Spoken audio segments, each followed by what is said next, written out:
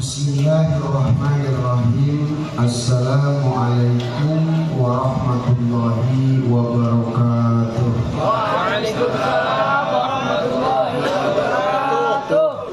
Alhamdulillah, assalatu wassalamu ala rasulillah Sayyidina Muhammad ibn Abdillah wa ala alihi wa ashabihi wa man tabi'ahum ila yaumil qiyamah. Amma ba'du. Ini saya bicara terakhir, kebetulan lagi makan. Panitia awas ya. Yang lain mah pada nerusin. Baru 5 suap. Mana panggang ayam lagi. Di jam 12 Bu ya. Pulang dari sini langsung barangin laki ya.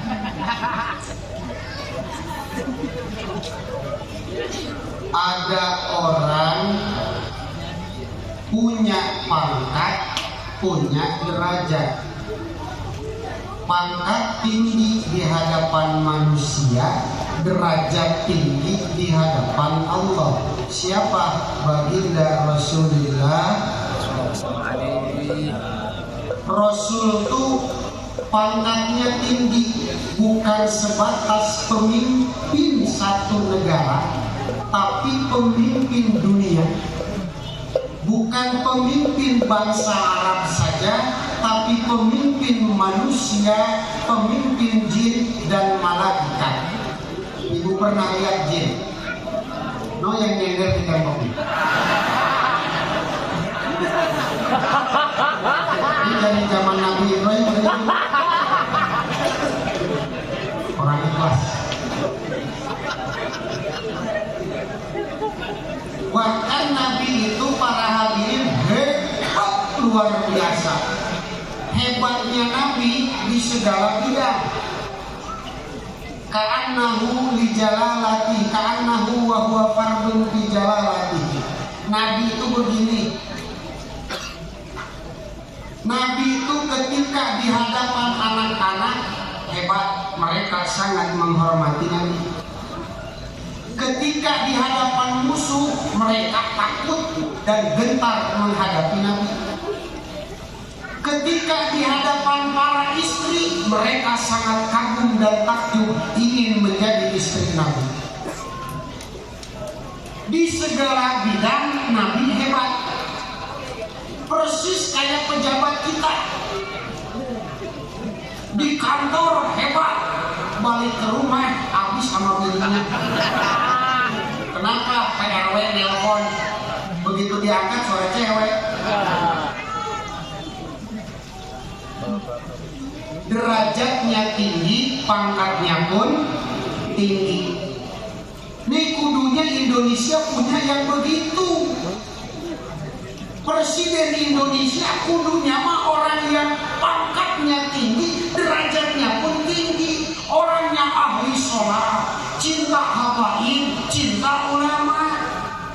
Baru Indonesia dipimpin dengan orang pangkatnya tinggi, derajatnya pun tinggi. Bagaimana ingin derajat tinggi? Jawabannya tadi dalam Al-Mujadalah. Yarfa'illahu alladhina amanu minkum walladzina utul ilma.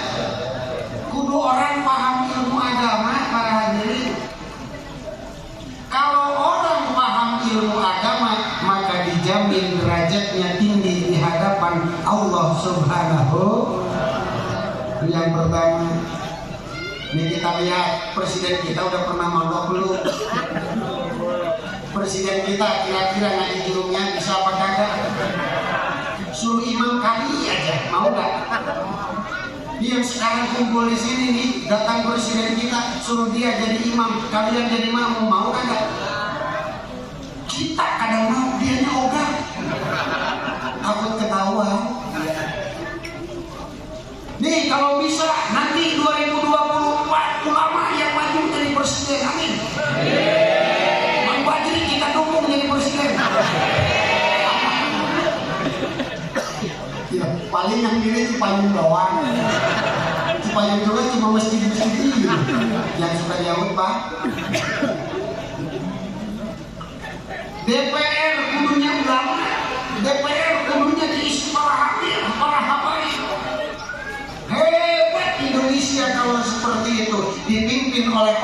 pangkatnya tinggi sekaligus derajatnya pun tinggi. Yang kedua, ada orang pangkatnya tinggi, derajatnya nol,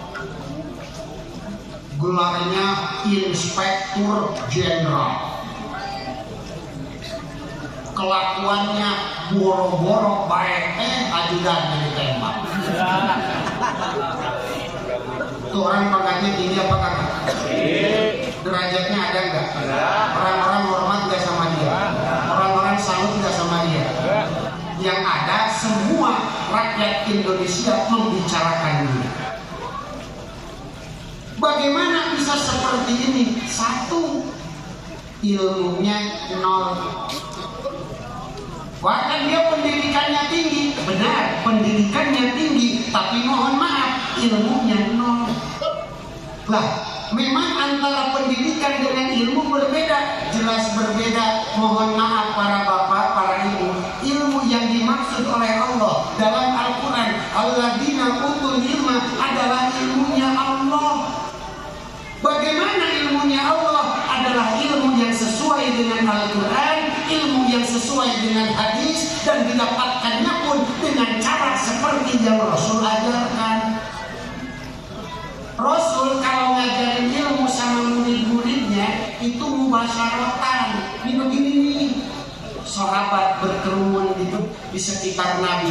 Nabi bicara, sahabat mendengarkan. Suara yang terdengar oleh sahabat adalah suara langsung dari baginda Rasul. Wajah yang sahabat lihat adalah wajah baginda Rasulullah. Majlis tempat mereka duduk adalah majlis bareng bersama Rasulullah. Itu namanya ilmu. Kalau sekarang bagaimana yang ngajarnya HP, yang ngajinya sambil tiduran, HP-nya disetelin ke bantal, disetel YouTube, yang ceramahnya kiai anu, yang ngajinya kiai anu. Apakah itu ilmu? Mungkin jadi ilmu, tapi itu sebatas jadi informasi. Kenapa? Didapatkannya tidak dengan cara baginda Rasul. Sehingga wawasannya luas, ilmu pengetahuannya tinggi. Begitu dia sampaikan kepada orang lain, tidak ada satupun yang menjadi hidayah buat mereka. Kenapa? Informasi yang baru dia dapat. Oleh karena itu para hadirin, carilah derajat walaupun tidak punya pangkat. Buat apalah pangkat setinggi-tingginya kalau kita tidak dihargai oleh masyarakat. Jenderal sekalipun engkau, presiden sekalipun engkau, ketika kau pulang ke rakyatmu, ketika kau kembali ke kampung halamanmu, bukan pujian dan sanjungan, malah cemoohan yang kau dapatkan, maka pada saat ini sia-sialah pangkat setinggi apapun itu. Betul ini betul? Aduh, baru 5 suap. Ini paling kuat 5 menit. Kemudian kalau pingin setengah jam makannya tadi 10 suap. Yang ketiga, ada lagi orang pangkatnya nol, boro-boro presiden ataupun jenderal, nyalon RT juga kagak kepilih. Tapi derajatnya mohon maaf tinggi luar biasa. Siapa? Nih, Jin Nabi Ibrahim. Setiap datang waktu zuhur dia sudah ada di musola. Top top top. Allahu Akbar, Allahu Akbar. Asar datang dia lagi yang aja. Allah.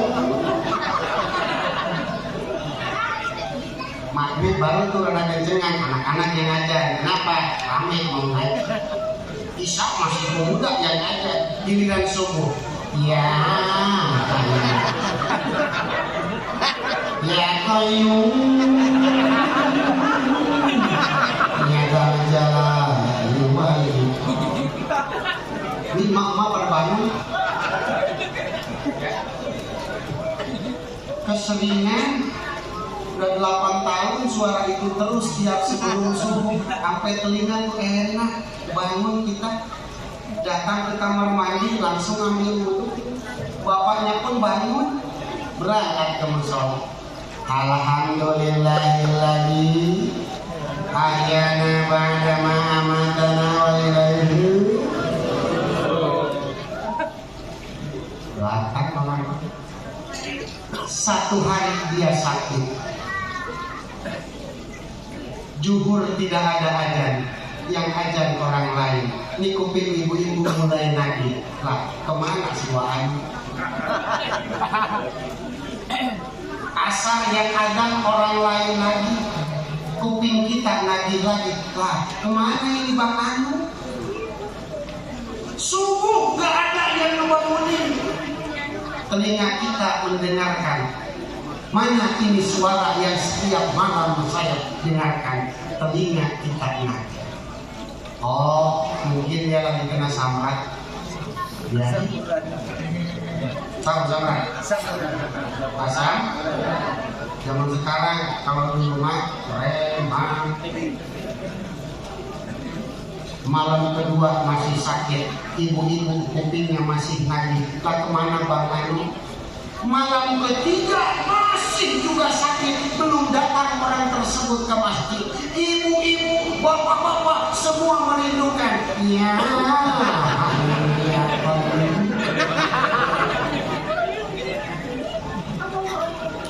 ini bapak-bapak besoknya langsung ngomong, maknya coba no promok sono, lihat sono, takut-takutnya Mbak Anu RT bukan, RW bukan, DPR pun bukan, tapi orang-orang merindukan dia. Ini tandanya orang memiliki derajat yang tinggi. Jangankan manusia, Allah pun sangat merindukan suara seperti itu. Orang yang setiap kali memanggil umat-umat di sekitarnya untuk datang kepada rumahnya Allah. Wa man ahsanu qawlan mimman da'a ilallah. Kata Rasul, kata Nabi, seperti kata Al-Quran seperti itu. Tidak ada suara yang lebih indah daripada di hadapan Allah kecuali suara orang-orang yang suka mengajak kepada rumahnya Allah. Itu ya hadiah oyung menurut Allah merdu banget. Kita aja yang agak betah. Tapi kalau lama-kelamaan betah. Coba ya, terusin Pak, ya hadiah payung ya. Gak perlu jadi RT, gak perlu jadi RW, tapi kita dirindukan oleh Allah Subhanahu wa Ta'ala. Itu yang ketiga, dia gak punya pangkat, tapi derajat dia tinggi. Ini yang nomor keempat, ceritain kan ini. Yang nomor keempat, udah mau pangkat kagak ada, derajatnya anjlok. Siapa? Noh, bentar lagi banyak. 2024 kita bakal banyak nemuin tumbang nomor calon. Habis sawah emak ini jual. Buat apa? Buat nyalon. Ada yang nyalon jadi gubernur, ada yang pengen nyalon jadi wali kota, ada yang nyalon jadi DPR, bahkan ada yang pilih nyalon jadi presiden. Sertifikat musola dia berani. Tanggung orang. Ke pengajian datang, ke majelis taklim datang, ceramah segala mohon doa, bagi-bagiin sembako, bagi-bagiin duit, kiai kan dikasih duit suruh bangun. Pasang banner segede-gedenya, serem, pokoknya serem. Pokoknya gimana? Begitu pas pemilihan ternyata di luar prediksi, kagak dapat tuh. Emaknya mulai nagih, sertifikat salam gua mana? Orang kaya nagih, bang, duit saya mana? 4 miliar abang pinjam. Mulai jabatan tidak jadi dia raih. Nama di masyarakat hancur sehancur-hancurnya. Kenapa? Salah dia dulunya. Datang ke majelis taklim bukan pengen ngaji, tapi pengen cari Datang ke masjid bukannya pengen sholat, tapi pengen cari rame datang. Sengaja dia bagi-bagiin duit. Niatnya mah sedekah. Awas kata Nabi, man talabat dunia di amalil akhirah. Siapa orang yang mencari dunia, mencari jabatan, mencari pangkat dan lain sebagainya, tapi di amalil akhirah, pakai sedekah, datang ke majelis taklim. Awas, yang pertama tumisah wajhuhu, wajahnya, mukanya bakal wah, susahkan ke jabatan. Pengen bukti apa enggak? Itu orang kalau kampanye pasang banner apa enggak? Fotonya ada enggak? Gede kagak? Dipasang di beres aja kampanye. Tuh banner ada dipakai, Pak. Ya. Beres aja kampanye. Tuh banner jadi pos ronda. Apalagi di kampung-kampung, tuh banner jadi alas buat panen padi. Cukro. Buka orang. Makanya ya gak ada kalau bikin banner muka kiai, awas. Ada lagi yang bikin batas kanan bebek. Tumisah wajahnya sudah Allah hinakan. Kenapa? Tadinya mencari amalan, mencari dunia dengan amalan, akhirat orang seperti ini, jabatan dia tinggalkan, jabatan tidak datang kepadanya, harkat dan derajatnya jadi tidak. Nah, sekarang pertanyaannya, bagaimana agar kita menjadi ahli ilmu? Nih, doain pondok pesantren ini sekarang nilai yang ke-32. 20 ya. Kira-kira makan kurang 23. Hebat, luar biasa. Pertama, cari ilmu agama di pondok pesantren, di majelis taklim dan yang lain sebagainya. Yang kedua, matangkan ilmu kita dengan hikmat. Almarhum Abi Hodam pernah berwasiat, jangan berhenti ngaji dan jangan berhenti berkhidmat. Ilmu harus kita cari, namun ilmu perlu dimatangkan dengan apa? Dengan hikmat. Kalau kita mondok nyari ilmu, ibarat cuci beras. Kalau dengan hikmat, ibarat kita masak nasi. Ini persis dicontohin sama almarhum, sama Mang Baji. Pakai amin yang almarhum.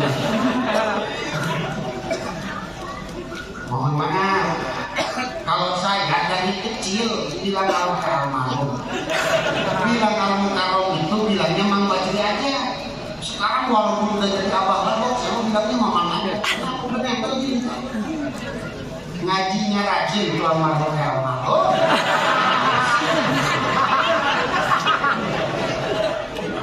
Ngajinya rajin, hikmatnya luar biasa. Ini tahu nggak nih santri-santri? Ini guru kalian dulunya tukang bikin es, iketin es.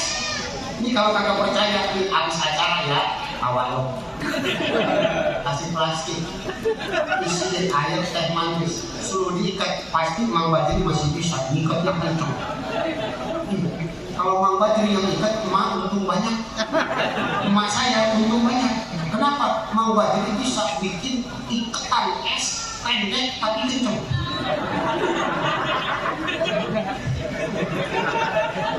Bulat banget itu, disebutnya juga es kebo.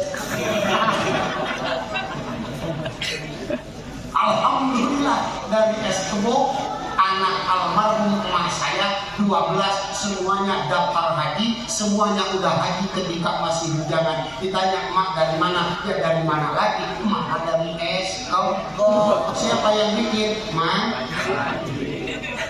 Kewalat tuh.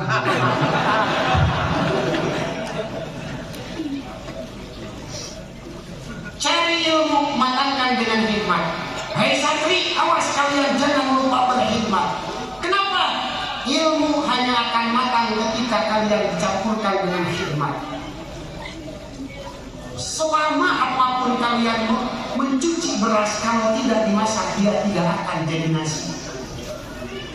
Khidmatlah kalian, satu kepada guru, dua kepada orang tua, yang ketiga khidmat kepada ilmu.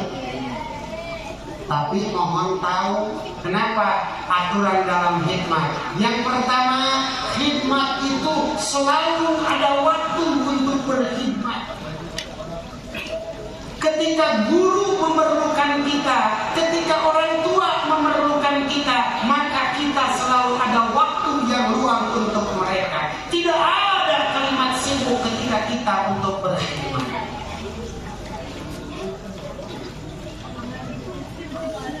Hari Senin pagi ada janji mau ketemu sama Pak Camat. Jam 7 emak kita nelpon, antar emak yuk. Kemana mak? Ke Posyandu, ke rumah sakit. Emak sakit nih kaki. Waduh mak, jangan hari ini dah. Kenapa? Saya janji mau ketemu sama bapak Cak. Lain waktu ya mak. Awas, durhaka kamu.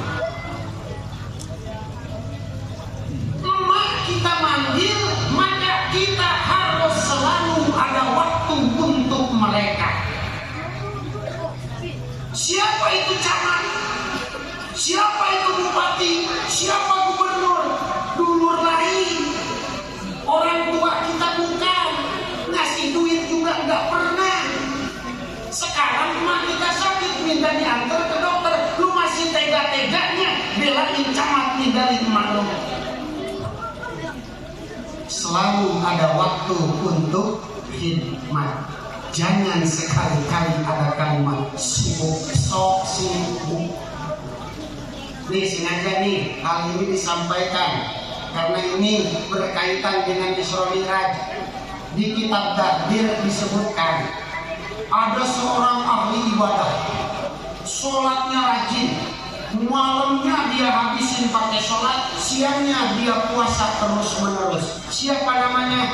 Jurej. Ini orang punya tempat khusus ibadah di tengah-tengah kota.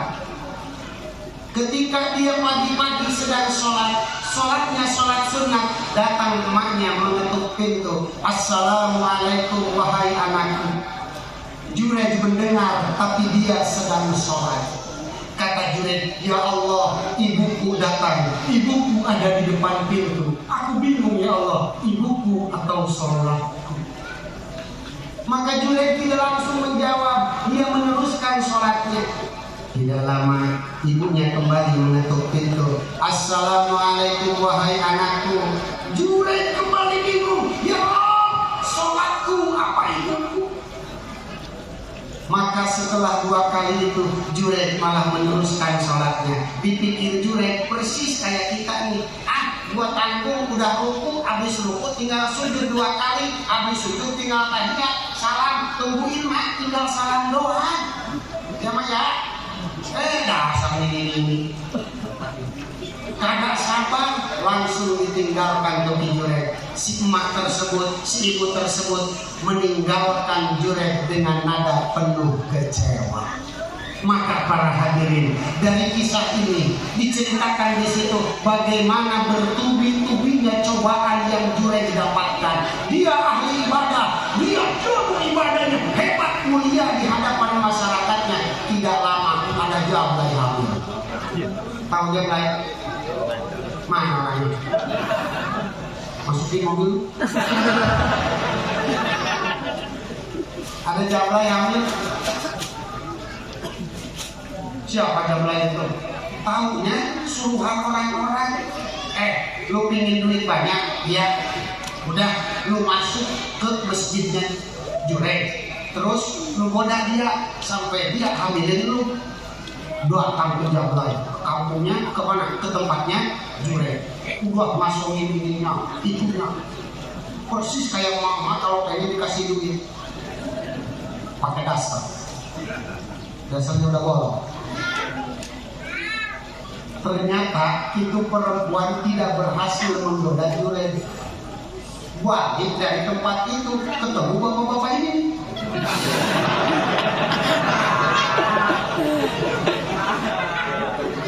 Ini udah lama nggak ngerasain.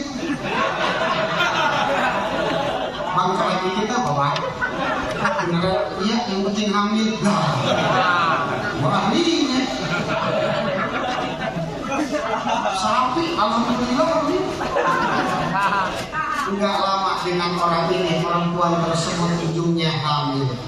Terus ditanyalah, wahai perempuan, siapakah orang yang menghamilimu? Dijawab, tuh si Jurej, orang yang kalian agung-agungkan, orang yang kalian hebat-hebatkan. Sebetulnya dialah yang telah menghamiliku, dialah yang telah menzinahiku tanpa ada pernikahan terlebih dahulu. Fitnah dahsyat luar biasa. Kenapa bisa seperti ini? Doa dari si ibu. Kenapa ibunya kecewa? Ya Allah, aku ingin bertemu dengan anakku, tapi anakku masih sibuk dengan sholatnya. Aku kecewa ya.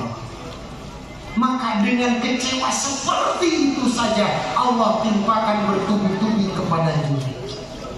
Inilah para hadirin bagaimana dampaknya ketika kita di hadapan orang tua, ketika kita di hadapan guru kita. Mereka membutuhkan kita, namun kita masih ada kesan sibuk. Nih bu, ibu kalau punya anak jam 10 baru mau sholat isya ya. Udah wudu, udah pakai mukena, udah hamparin sejadah. Anak nangis ini netek. Usolli fardhu isya Allah. Saya tanya, sholat diterusin apa netein anak? Sholat diterusin apa netein anak dulu? Pasti nyusuin anak dulu. Dibuka lagi tuh kena, langsung emaknya tiduran, kemudian netein anak. Itu anak bandel lagi, neteinnya mama. Sampai emaknya ketiduran. 1 jam gak berhasil, ditarik nangis lagi. Saya bukan detik. 1 jam itu mau sholat isya ketidur, bangun-bangun bapaknya lihat lah, daripada kok beda. Ada kumisnya. Ibu saja ketika anak ingin netek, ketika anak ingin menyusu, ibu mau sholat, kau hentikan dulu sholat tersebut, samparkan anak ke nyusu. Ya, sekarang apa kita tega ketika ibu kita mau ke rumah sakit, ketika guru kita memerlukan kita, orang asli kelek sok sibuk di hadapan mereka. Awas, tidak boleh ada kalimat sibuk di hadapan guru kita, di hadapan orang tua kita. Itu namanya khir. Yang kedua, selalu ada tenaga buat mereka. Tidak pernah ada kata lelah buat mereka. Guru kita memanggil, kita capek banget. Habis ikutan bantuin nebang pohon kelapa. 2 tangku pondok dipanggil, ceng sini. Apa? Coba dong bawain motor, dorongin kemana? Ke tukang tambal ban, tambalin bannya. Ya Allah, dah. Saya capek, nyuruh sini aja ya. Ketika guru kita memanggil, walaupun kita sedang lelah, walaupun kita sedang capek, sakit sekalipun kita, orang tua memanggil, guru kita memanggil, walaupun kita harus merangkak datangi mereka. Ibu-ibu ya, dulu ibu capek, ibu sakit, anak pingin netek, kan didadain ya. Kita aja nggak sadar. Nih guru kalian capek, malamnya habis ceramah di Depok, balik subuh mesti mimpin jamaah santri-santrinya. Habis berjamaah subuh langsung ngajar santri-santrinya. Kenapa? Santri mah kagak ada capek. diam di kolong terus. Kiainya habis dari sini, habis dari sana, kudu ngajar, kudu ini, kudu itu. Guru tidak pernah ada kata lelah ketika ingin mengajar muridnya. Walaupun lelah, dia duduk di tempatnya. Bismillahirrahmanirrahim. Tidur tuh kiai, muridnya alhamdulillah akan capek. Jangan berisik, takut ganggu. Biarkan guru kita tertidur pulas. Maka alhamdulillah dari awal sampai akhir, dari bismillah sampai Robin Patna, gurunya tidur. Kan murid demen tuh. Allah Akbar. Gambar aja. Terus Robin Patna. Dalam kondisi capek, guru kalian masih sanggup memaksakan diri datang ke tempat ngaji. Sekarang guru kalian memanggil, sekarang guru kalian memerlukan kita, maka tidak ada kata lelah untuk mereka, selalu ada tenaga. Insya Allah.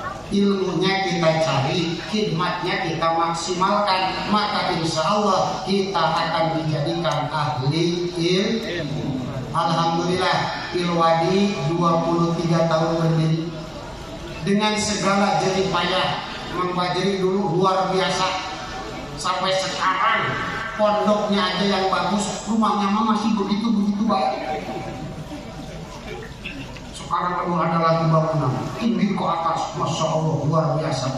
Ini di bawah aja tinggi udah luar biasa. Gimana ini bangunan kalau di depan? Hebat, kiai bangunannya apa seperti itu? Duit dari mana? Aspek.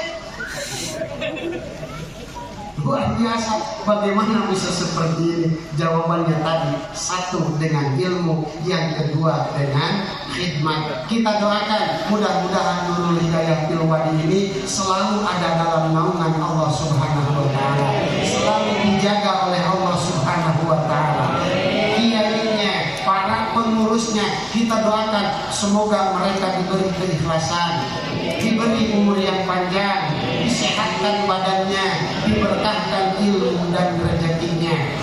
Begitupun para santri-santrinya, kita berdoa semoga mereka betah di pondok, mudah dalam mencari ilmu, dan akhirnya dijadikan para ulama-ulama pewaris para nabi.